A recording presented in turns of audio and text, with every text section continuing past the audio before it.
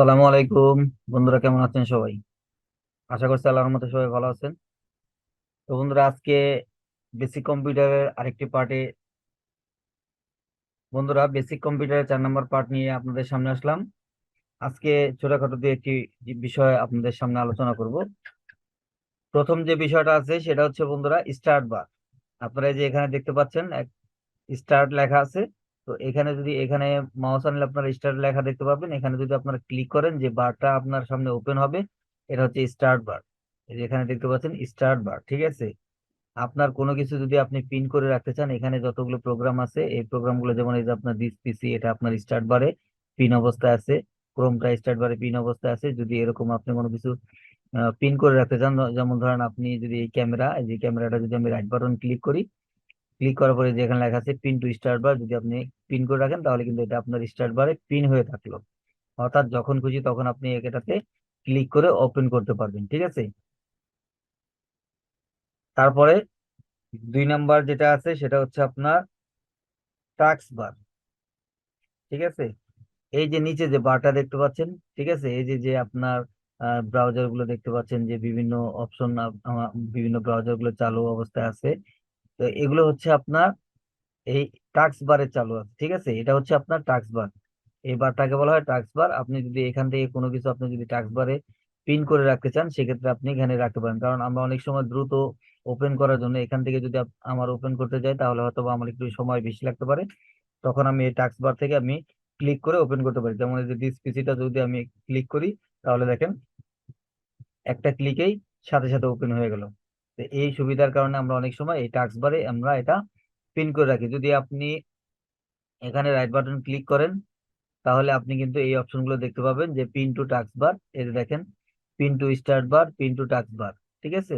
আপনার এটা হচ্ছে টাস্ক বার। আপনি যদি টাস্ক বারে এখানে যদি পিন করে রাখতে চান, তাহলে টাস্ক বারে ক্লিক করবেন। এই যে দেখেন ক্যামেরা সি স্টুডিও, এটাতে যদি আমি রাইট বাটন ক্লিক করি, যদি আমি পিন টু স্টার্ট বারে দিই, তাহলে আমার স্টার্ট বারে পিন হবে। আর যদি আমি পিন টু টাস্ক বারে দিই, পিন টু টাস্ক বারে দিয়ে দিলাম, দেখেন এই যে এখানে কিন্তু পিন হয়ে গেল। এখানে কিন্তু আমি এখন এক ক্লিকে কিন্তু আমার এটা ওপেন হয়ে যাবে। আর এটা হচ্ছে আপনার সার্চ বার। এই যে এখানে দেখতে পাচ্ছেন আপনার সার্চ করার একটা অপশন আছে, এটা হচ্ছে সার্চ বার। এখানে আপনি অনেক কিছু সার্চ করে বের করতে পারবেন। যেমন ধরেন আপনার কম্পিউটারে অনেক অনেক ফাংশন আছে যেগুলো আপনি, এই যে যেমন ক্যালকুলেটর, ঠিক আছে, ক্যালকুলেটর, কন্ট্রোল প্যানেল, এগুলো আমি সার্চ করছি। যদি আমি এখানে সেটিং সার্চ করি,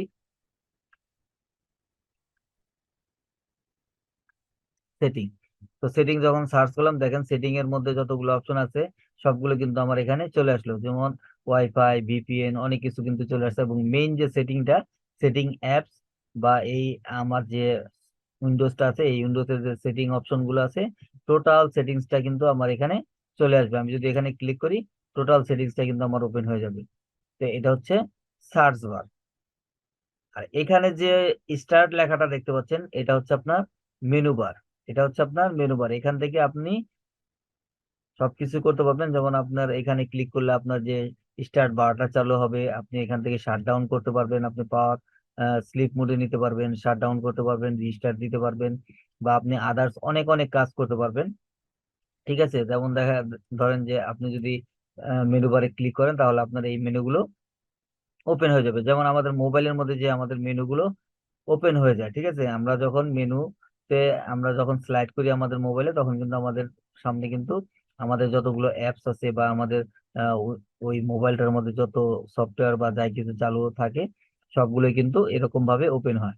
তো এটা হচ্ছে মেনু বার। তো বন্ধুরা, আজকে আপনাদের সামনে 4টি এই বার সম্পর্কে আলোচনা করলাম: মেনু বার, টাস্ক বার, স্টার্ট বার এবং সার্চ বার। এগুলো সম্পর্কে মোটামুটি আপনাদের ধারণা হলো। আশা করি এই বিষয়গুলো বুঝতে পারছেন, মনে রাখতে পারবেন এবং মনে রেখে আপনারা কাজ করতে পারবেন। এগুলো সবগুলো জানার দরকার আপনাদের, এই জন্য আমি এই একদম খুঁটিনাটি বিষয়গুলো আপনাদের সামনে আলোচনা করি। কারণ এগুলো যদি আপনাদের জানা থাকে, তাহলে আপনাদের কাজ করতে অনেকটা সুবিধা হবে। তো বন্ধুরা, আজকে এই পর্যন্তই। ভালো থাকবেন সবাই, সুস্থ থাকবেন। আসসালামু আলাইকুম। আল্লাহ হাফিজ।